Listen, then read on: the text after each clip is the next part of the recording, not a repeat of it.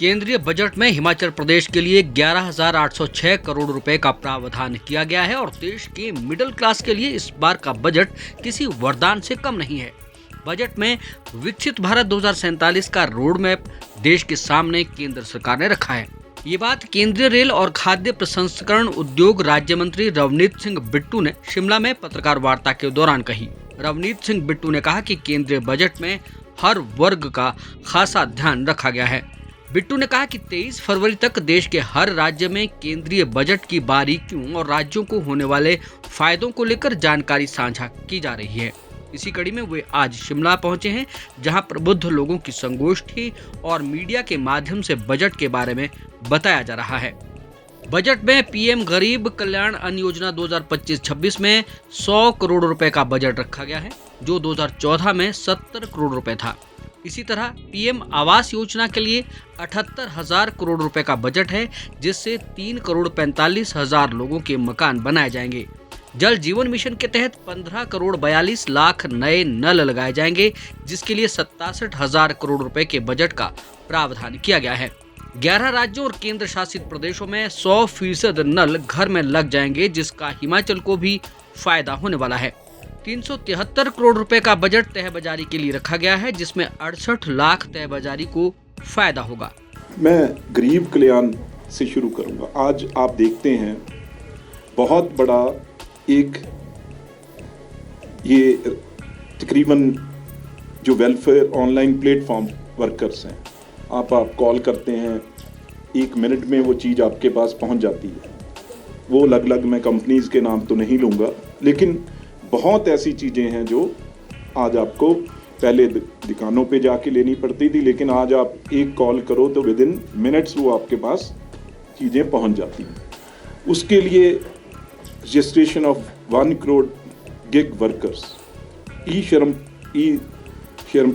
Portal पे, इनके लिए ख़ास तौर पे हेल्थ केयर के लिए और आयुष्मान भारत जो हमारे हेल्थ केयर है उसके अंडर इनको लिया गया है, क्योंकि ये चाहे एकदम चीज़ पहुँचाने के लिए, चाहे ये स्कूटर यूज़ करते हैं, चाहे साइकिल यूज़ करते हैं, चाहे कोई भी है, तो रिस्क बड़ा रहता है। तो इसके लिए ये इनके लिए किया गया है।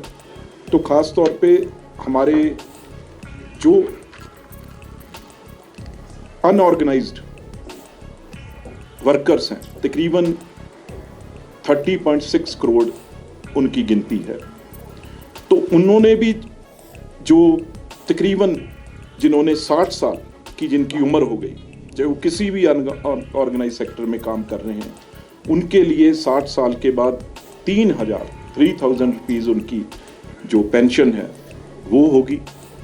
और उनको ख़ास तौर पे अगर कोई डेथ केस हो जाता है, ऐसी बात हो जाती है, काम करने के लिए 2 लाख फाइनेंशियल एड उन्हें सरकार की तरफ से, और सारा अगर कोई हैंडीकैप, कोई चोट लग जाती है, सबसे ये गरीब जो अनऑर्गेनाइज सेक्टर की मैं बात कर रहा हूँ, कोई करता नहीं है, उनके लिए 1 लाख रुपया अगर कोई भी उनके कोई चोट लग जाती है, हैंडीकैप हो जाते हैं, उनके लिए भी बजट में रखा गया है। सबसे जो गरीब लोग हमारे।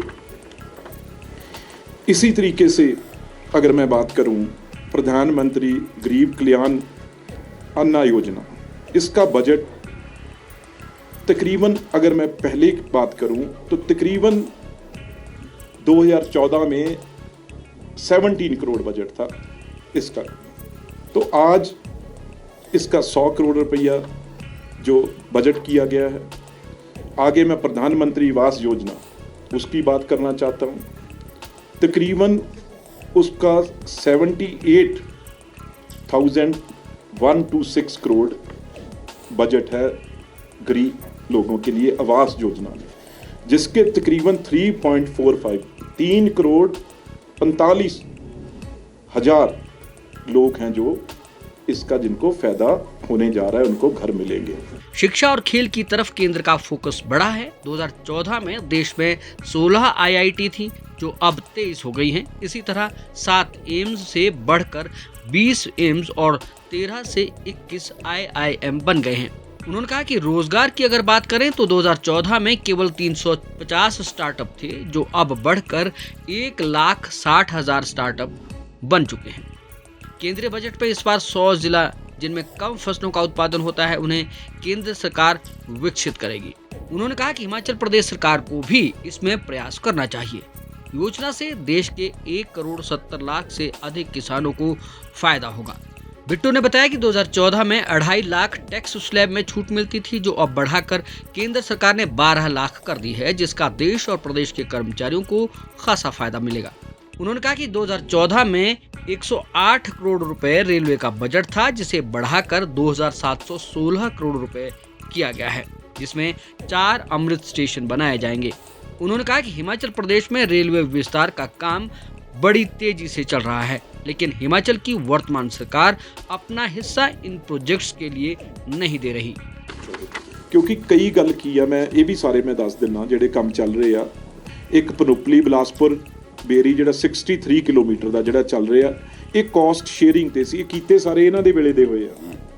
ਅਜੇ ਹੁਣ ਇਹ मैं वो रोप नहीं लाऊंगा क्योंकि मैं वो उस काम में नहीं हूँ। कॉस्ट शेयरिंग में अभी तकरीबन काफ़ी पैसा है जो स्टेट गवर्नमेंट की तरफ स्टेट शेयर है। जहाँ तो कह दें भी हम दे नहीं सकते, वो अलग चीज़ है। मुख्यमंत्री ने 5 दिन पहले यही किया है कि ਜਿਹੜਾ ਅਸੀਂ ਬਿਲਾਸਪੁਰ ਤੱਕ ਦੇਣਾ ਸੀ ਲੈਂਡ ਐਕਵੀਜ਼ੀਸ਼ਨ ਵਾਸਤੇ ਵੀ ਉਹ ਦੇ ਦਿੱਤਾ ਹੋਇਆ। ਹੁਣ ਅਸੀਂ ਕੋਈ ਪੈਸਾ ਨਹੀਂ ਦੇਣਾ, ਕੇਂਦਰ ਚਾਹੇ ਤੇ ਉਹ ਆਪਣੇ ਸਿਰ ਦੇ ਉੱਤੇ ਕਰੇ। ਫਿਰ ਉਹਨਾਂ ਵੱਲੋਂ ਤਾਂ ਨਾ ਹੀ ਸਮਝੀਏ। लैंड शेयर का जो लैंड एक्विजिशन का पैसा तो स्टेट रिस्पॉन्सिबिलिटी है ही है, लेकिन कंस्ट्रक्शन का कंपोनेंट भी वो भी उसमें आता है, उसमें भी शेयरिंग है। सेंट्रल गवर्नमेंट ने दे दिया, मतलब रेलवे मिनिस्ट्री ने अब जो बजट देना था वो दे दिया, काम शुरू कर दिया, लेकिन स्टेट अपना शेयर नहीं कर रहे हैं। और इसलिए चेयरमैन रेलवे बोर्ड ने चीफ सेक्रेटरी को चिट्ठी लिखी है कि आप अपना स्टेट शेयर जमा करिए, नहीं तो हमको काम बंद करना पड़ेगा। 220 करोड़ रुपया है जी जो नहीं दे रहे। बिल्कुल वो कह रहे हैं ना दे रही है। 220 करोड़ है, एक लाइन का ही जो है अभी बाकी है। टोटल है 660 करोड़ रुपए जो है वो स्टेट शेयर जो है जमा करना है स्टेट गवर्नमेंट को, जो किया नहीं है। बताओ। आप देख रहे हैं हिमाचल न्यूज़ 24।